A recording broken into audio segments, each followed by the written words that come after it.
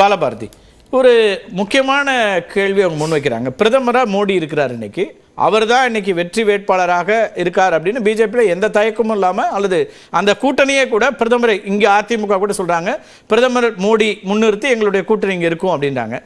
ஆனால் அப்படி ஒரு முகமே இருக்குமாங்கிற கேள்வியை, அடிப்படை கேள்வியை முதலமைச்சர் வைக்கிறாரு. எப்படி பார்க்க வேண்டியிருக்கு? அப்படி உங்கள் பார்வை என்ன இருக்குதுல?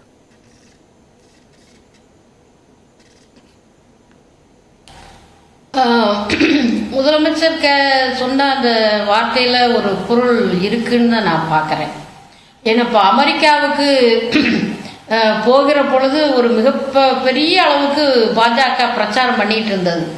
ஆனால் அங்கே இருக்கக்கூடிய இந்தியர்கள் பிரைம் மினிஸ்டர் கிரைம் மினிஸ்டர் அப்படின்னு வீதி வீதியாக பிரச்சாரத்தை அந்த மின்னணு விளம்பர பலகையின் மூலமாக நடத்திக்கிட்டே இருந்தாங்க. ரொம்ப ஆச்சரியமா இருந்தது. நம்ம ஊர் டிவியில நம்ம பார்த்தோம். நம்ம இந்தியாவில் கூட இப்படி பண்ணலையே. அமெரிக்கா ஒரு பெரிய வளர்ந்த நாடு. அந்த நாட்டில் அமெரிக்காவில் தெரு தெருவா இப்படி ஒரு விளம்பர பலகை அது பாட்டுக்கு போயிட்டு இருக்கு. போலீஸ் எல்லாம் தடுக்க முடியல. பிரைம் மினிஸ்டர் இந்திய நாட்டினுடைய கிரைம் மினிஸ்டர் அப்படின்னு போட்டாங்க பாருங்க. அப்போ எல்லா நாடுக்கும் போய் சேர்ந்துருச்சு. அப்போ மோடி அவருக்கு பெரிய வரவேற்பையும் அந்த எம்பிக்கள் கொடுக்கறதையும் காமிச்சாங்களே,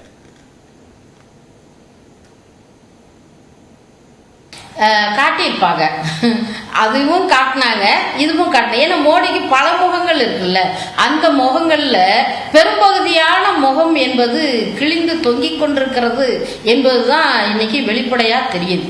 அப்போ அமெரிக்க நாட்டு மக்கள் அவர் வெளியேற வரைக்கும் விடாம போராட்டம், சாதாரண போராட்டம் எல்லாம் இல்லை.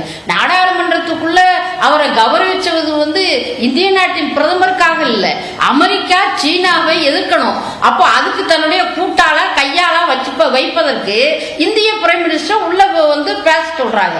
அவங்களுடைய சுய லாப நோக்கம் தான் இருக்குதே தவிர அதுல இந்தியாவினுடைய நலன் எல்லாம் கிடையாது. அப்போ இந்த நடந்த இந்த இந்தியாவுடைய சில தேவைகளும் அதுல பூர்த்தி ஆச்சு. அக்ரிமெண்ட்ல 2 நாடுகளுக்குமான அவசியம் இருந்துச்சு. இப்ப ஆசிய கண்டத்தினுடைய அரசியல்ல கூட நமக்கும் அந்த தேவைகள் இருக்குல்ல.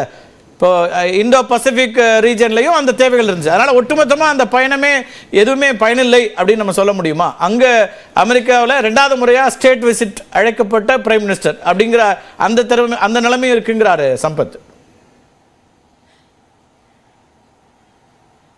பயன் இருக்கலாம். ஆனா இதுவரைக்கும் போன பிரைம் மினிஸ்டர்கள் இந்த அளவுக்கு எதிர்ப்பு காட்டி போராட்டங்கள் நடந்த ஒரு பிரைம் மினிஸ்டர் சம்பவங்கள் இருக்கான்னு நீங்க பாருங்க. உங்க மீடியாவில் எடுத்து பாருங்க. அங்க இருக்கக்கூடிய பத்திரிகையில என்ன எழுதுனாங்கன்னு பாருங்க. அப்போ அதாவது இந்த அளவுக்கு இந்திய நாட்டினுடைய பிரைம் மினிஸ்டரை அந்த பத்திரிகையாளர் தான் கேள்வி கேட்டாங்களே. என்ன கேள்வி? இந்திய நாட்டில் சிறுபான்மை மக்களுக்கு நீங்க என்ன மாதிரி அவங்களுடைய உரிமைகளை பாதுகாக்கிறதுக்கு என்ன நடவடிக்கை அப்படின்னு சொல்லி கேட்டாங்க. அவர் பிரைம் மினிஸ்டர் கொஞ்ச நேரம் அப்படியே பார்த்தாரு. அதுக்கப்புறமா நாடி நரம்புல எல்லாம் ஜனநாயகம் ஓடுகிறதுன்னாரு. ஆனா இங்க மணிப்பூர் இந்தியாவில் பட்டி எரிகிறது. இதான உண்மை, இதானே உண்மை. ஆகவே இருக்கிற முகமூடி எல்லாம் கிழிந்து அது அக்குவேர் ஆணிவேராக போகக்கூடிய சூழ்நிலையில் மோடிக்கென்று ஒரு முகம் இருக்குமா அப்படின்னு முதலமைச்சர் கேட்டது சரிதான் தான் படுது. ஆகவே மோடி அவர்களினுடைய இமேஜை இனி பாஜக பயன்படுத்துவது என்பது அது ஏற்கனவே இமாச்சல பிரதேசத்துல இதே பிரதமர் மோடி அவர்கள் போனாங்க. இந்தியாவிலேயே அதிகபட்சமான இந்துக்களை கொண்ட ஒரு மாநிலம் எது? இமாச்சல் பிரதேசம். அங்கு பாஜக தோற்கடிக்கப்பட்டது. கர்நாடகாவில் கிட்டத்தட்ட 20க்கும் மேற்பட்ட நாட்கள் பிரதமர் மோடி அவர்கள் அங்க இருந்தாங்க. ரோடு ஷோ நடத்தினாங்க. என்ன நடந்தது? அங்கேயும் டாடா காட்டிட்டாங்க. அப்போ இந்த அவருக்கான அந்த இமேஜ் நீங்க குஜராத்ல எப்போதும் பெறாத வெற்றியை பெற்றாங்க. கர்நாடக மாநிலத்தினுடைய பாஜக தலைவர்கள் அல்ல, ஒண்ணு பிரதமர் மோடி இல்லைன்னா தாமரை. இது 2 மட்டும் உங்க நினைவுல இருக்கட்டும் அப்படின்னு பிரதமர் சொல்லிக்கிட்டே இருந்தார். அந்த ரெண்டையும் தானே தோக்கடிச்சாங்க கர்நாடக மாநிலத்துல. நீங்க மொத்தமா 148 தொகுதிகள், எது அந்த 3 மாநிலங்கள்ல நாகாலாந்து, மேகாலயா, திரிபுரா, அதுல எத்தனை தொகுதி பாஜக வெற்றி பெற்றதுன்னு நீங்க கணக்கு போடுங்க. 48ஐ தொடுவதற்கு கூட அவங்களால முடியல. பல இடங்களில் கர்நாடக மாநிலத்தில் 30க்கும் மேற்பட்ட தொகுதிகளில் டெபாசிட் பறிக்கப்பட்டிருக்கு. அப்ப இதெல்லாம் என்ன, மோடி அவர்களினுடைய இமேஜ் என்பது காலியாக்கப்பட்டு விட்டது. ஆகவே மோடி என்ற அந்த பிம்பத்தை கொண்டு வந்து அடுத்த தேர்தலில் நிறுத்துவது என்பது இன்னொரு கேள்வி அவங்க முன்வைக்கிறாங்க. பிரதமரா மோடி இருக்கிறாரு, அவருக்கு எதிராக ஒரு வலுவான கூட்டணி அமைக்க வேண்டியிருக்கு. எல்லா தலைவர்களும், நிதிஷ்குமார், மம்தா பானர்ஜி, இங்கே முதலமைச்சர் மு.க. ஸ்டாலின், ஆம் ஆத்மியிலிருந்து அரவிந்த் கெஜ்ரிவால், காங்கிரஸ் உடைய எல்லாரும் சேர்ந்து வந்து நிக்க வேண்டியிருக்கு. அப்ப இன்னும் அவர் வலுவா இருக்காரு அப்படின்னு தானே பார்க்க வேண்டியிருக்குன்றாங்க.